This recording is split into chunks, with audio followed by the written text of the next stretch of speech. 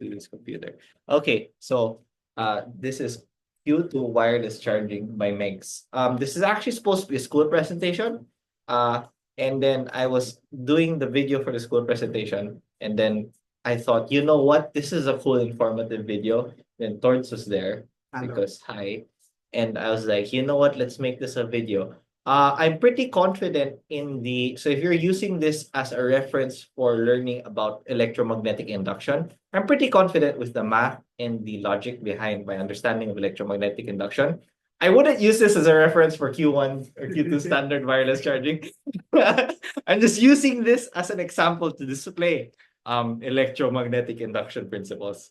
It's yeah. So don't yeah. Okay. So the discovery of electromagnetic induction, these two beautiful gentlemen here, right? The dude on the left is Michael Faraday. The dude on the right is, it's right there, mix, Joseph Henley.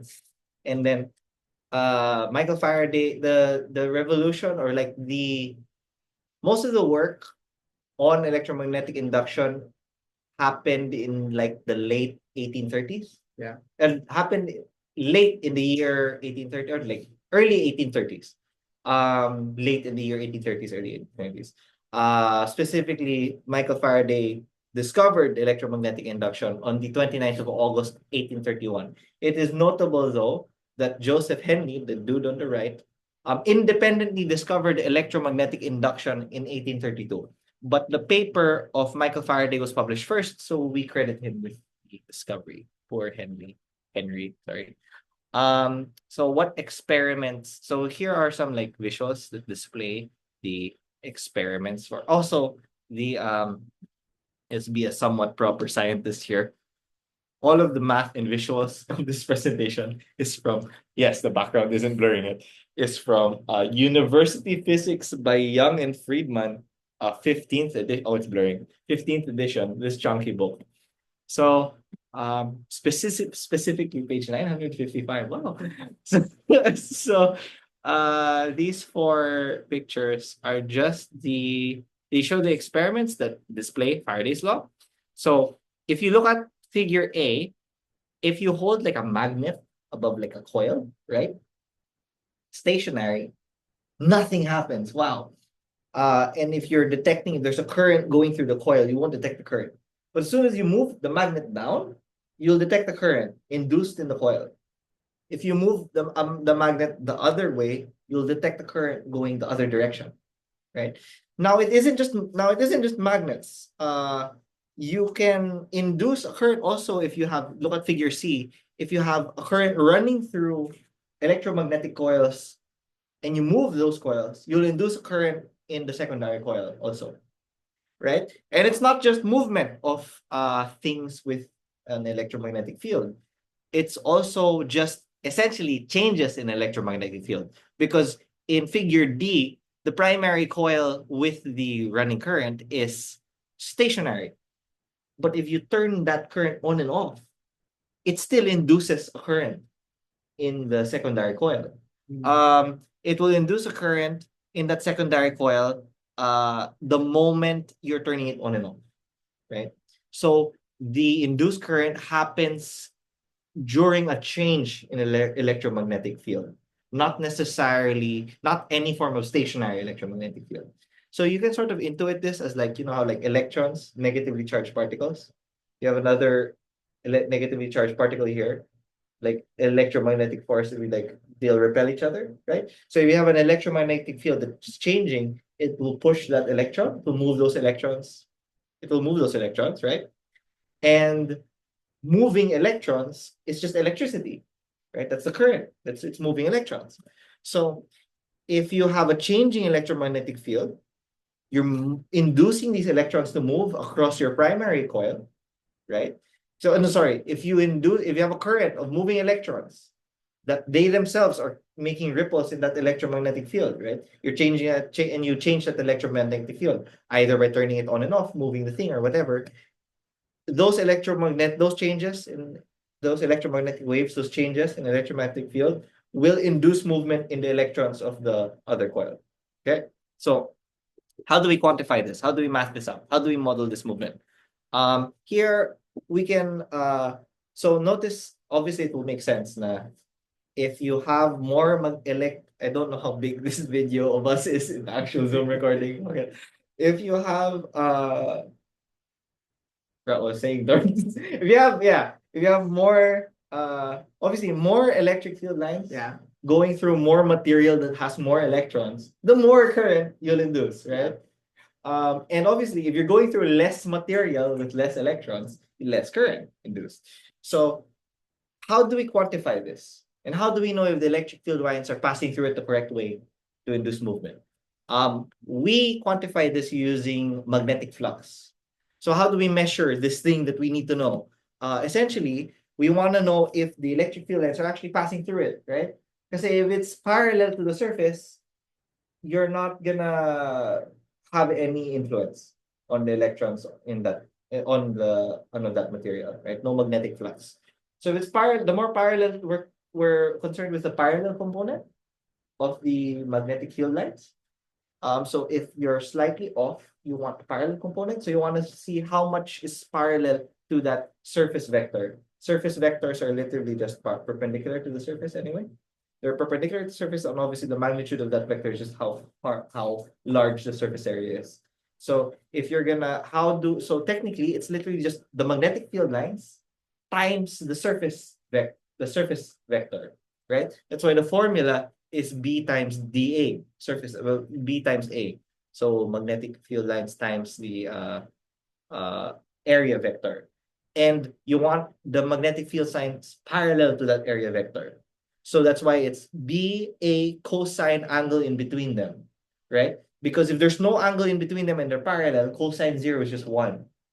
Cosine 90 perpendicular is 0, so the whole term becomes 0. So that's why that's the formula of magnetic flux. So how do we know the force that it induces on the second coil, right? How do we know the force that it induces on the other object that we're trying to influence?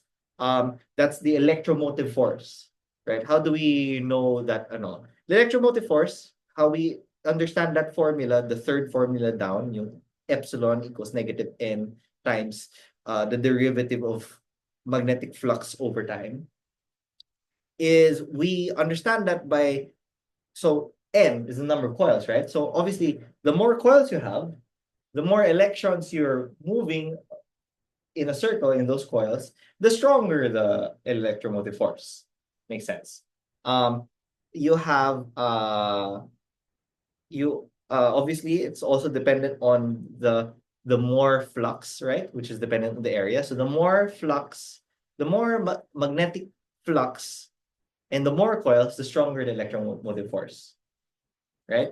But remember how we showed in the previous experiments that it's not just magnetic flux, it's the change in magnetic flux. So what is magnetic flux? That's magnetic flux. That's magnetic. Yeah, it's how we quantify how much electric field lines are properly influencing our material of concern, right? Because these magnetic field lines parallel to the surface, they don't count. They don't count. Because they don't really influence the thing, right? So magnetic flux is how many of them count. Yeah. So the more perpendicular is, the better. Yes, right. You can still get the cosine term is to get that perpendicular component. So kasi kahit naman nakaganyan yan, there's still technically a perpendicular component to that vector. Like some, but yeah. If it's straight up, it's just way better. Yes.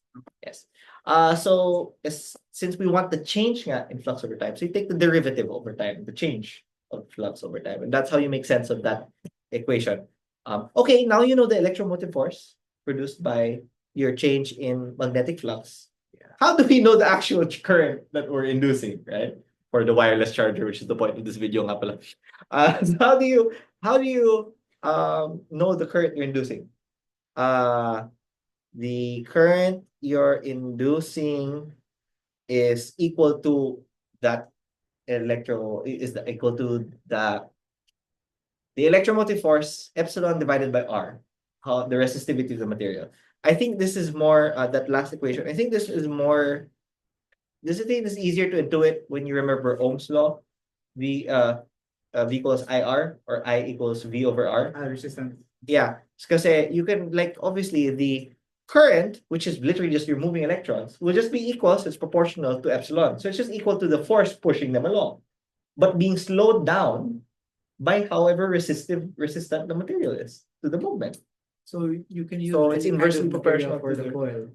yeah, and then yung resistivity na lang yung material na yun divides the induced the electromotive force being induced, and it will give you the induced current. Did I get that part right? Usually. This is just us fooling around. If I'm wrong, then consult your textbook. Do you usually what? Oh, usually they use copper for coils like this, right? Yeah, because it's really good conductor. I was doing this experiment in the lab where I was trying to measure resistivity of different like dimensions of copper wire and a bunch of different stuff. I had to give up on the VOM and use an oscilloscope and a bunch of different other like a bunch of different tactics because it's so conductive. I could barely detect the differences. Is it the most conductive? I think it's the is it is copper the most conductive? Well, it's super conductive. I don't know if we use it because we just have it in abundance and superconductive, or if it's really the most. Yeah, no, you're right. Gold, I think, is the most conductive. But we don't really have that. Yeah, it's just gold wires, man. Yeah. Okay, that makes sense. Yeah, There's a reason why. Again, refer to your textbooks. Okay, wait, where was I? Oh yeah, talking about wireless. The wireless consortium is basically just this large collection of international companies from different nations that band together to make a industry standard for wireless chargers. The first standard they made, like in 2009, was the key. Q. I call it Q. I think it's K or Chi. Chi was the Chi 1 standard. I think was the Chi 1 standard. And this is how the Chi 1 standard works. It's basically the charging port, the actual place, the charger, which is the left image. I made that. It's just the fucking shapes. The charger, left side, the charger is literally just the coil, right? To make our induced EMF. It's a coil. And then you just run an alternating current through it. Because we want a change in magnetic flux. So it's just alternating current.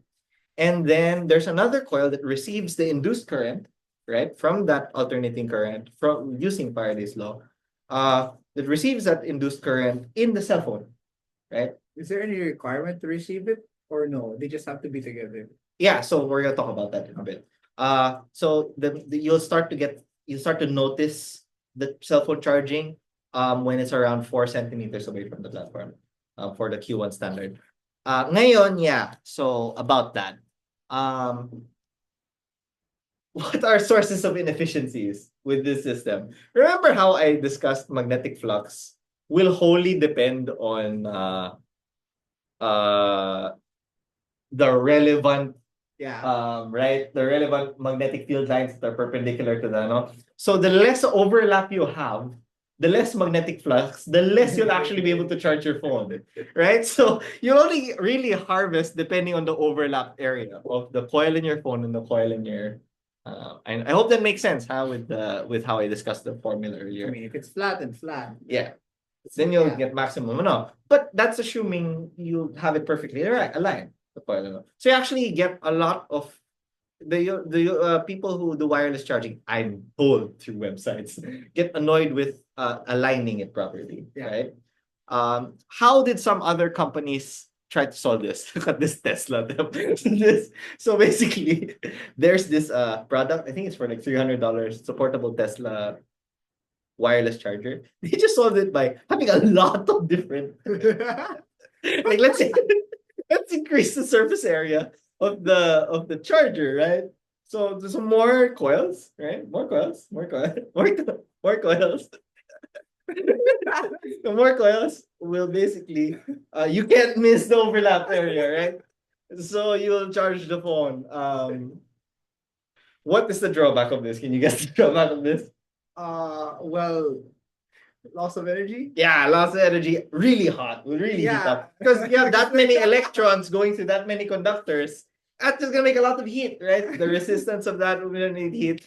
And You're it's not good for the longevity of the battery. I think you're overheating it all of the time. Um so that's so this is my overview of the Q1 standard and how other companies tried to, address the alignment issue. So, you know what update they did? The wireless consortium did in 2023. What? Their really simple solution to this. What was it? Well, obviously, there are a lot of more improvements to this. I'm just not smart enough or sipag enough to look at. I'm just gonna point out the really obvious improvement they did. Okay. Because they did do power improvements, so you will get you'll get like more like 15 watts of power more like pretty consistently, I think, with the new Q2 Qi2 and Q2 standard, right? Came out 2023. Whereas you get less wattage with the Q1 standards.